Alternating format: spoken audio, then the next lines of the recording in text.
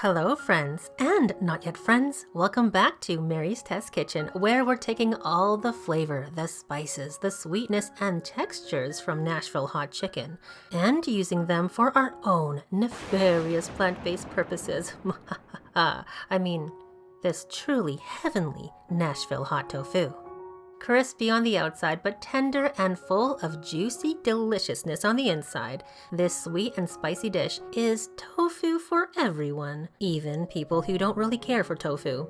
Like with my vegan fried chicken recipe and my more recent vegan buffalo chicken recipe, we're using the double freeze method to transform the texture of medium firm tofu.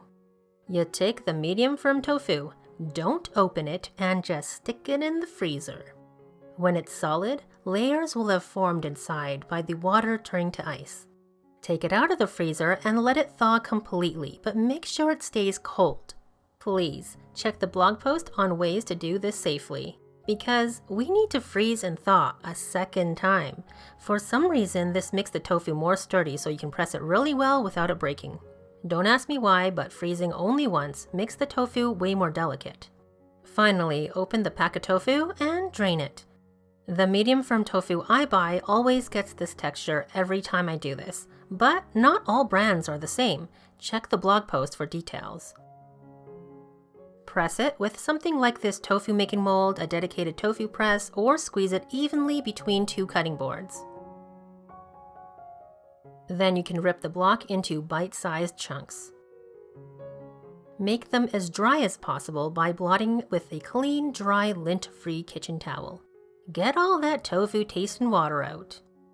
When I do this double freezing thing, I usually do a few packs at a time, and then you can freeze them so you can whip them out anytime and make my best vegan fried chicken or buffalo chicken or vegan honey butter chicken or General Tso's or this recipe. You get the idea. But on this day, I didn't have pre-made frozen double frozen tofu. So here I am ripping freshly defrosted, drained, and well-dried double frozen tofu into bite-sized chunks right onto the silicone baking mat. Quick note, if you can't get tofu that goes flaky for this recipe, you can actually use any medium firm tofu. If yours happens to be the kind that goes spongy looking after freezing instead of flaky, you would just do the same thing with it, except you only need to freeze the one time, not twice. So, in a way, lucky you. We're going to get even more moisture out by baking these nuggets directly in the oven for about 20 minutes. Just turn the oven on now, no preheating necessary. During this time, you could make any sides you like maybe this macaroni salad, or whatever. Now the tofu has been baking for 20 minutes and it's changed color. You notice that it's kind of yellowish and the edges should be a little golden brown.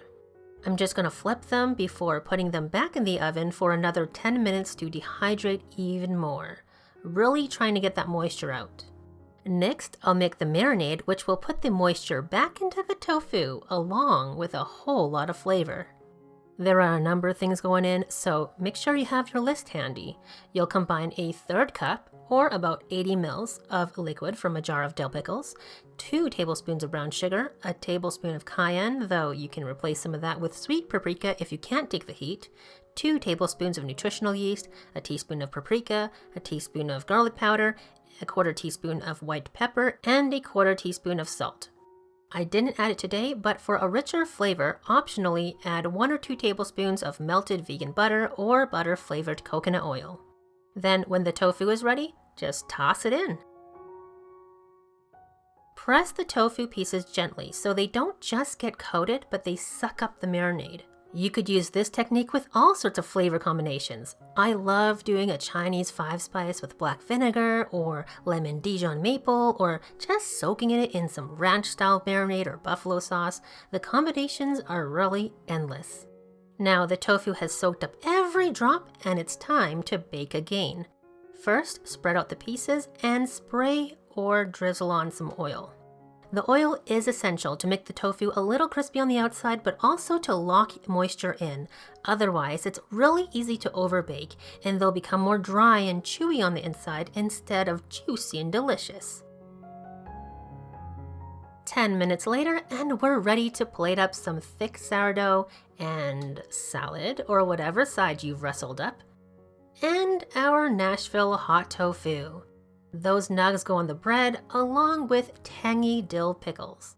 That's a nice hefty portion of vegan protein made super delicious with that dill pickle juice, brown sugar, and spicy cayenne with garlic and onion. The tofu is crispy on the outside but tender and full of juicy flavor on the inside. If you, like me, always have twice frozen tofu on rotation, this will take you about 40 minutes to make. If you're new to the double frozen tofu idea, well, let this be extra motivation to finally try it. Super easy and super good. Thank you so much for watching to the end, my friend. I really hope you liked this video and find it useful. If you did, please give this video a thumbs up and subscribe if you haven't already for more easy, delicious recipes. And P.S. for those who are determined to get that flaky tofu texture, but are having a hard time getting your locally available tofu brands to work for you, yes, I am working on a way for you to all get flaky tofu. Just hang in there. Stay subbed. I'm getting closer to a solution. On a more serious note, hang in there, everyone. Let's stay safe, stay clean, take care of each other, and don't be racist. All right, bye for now.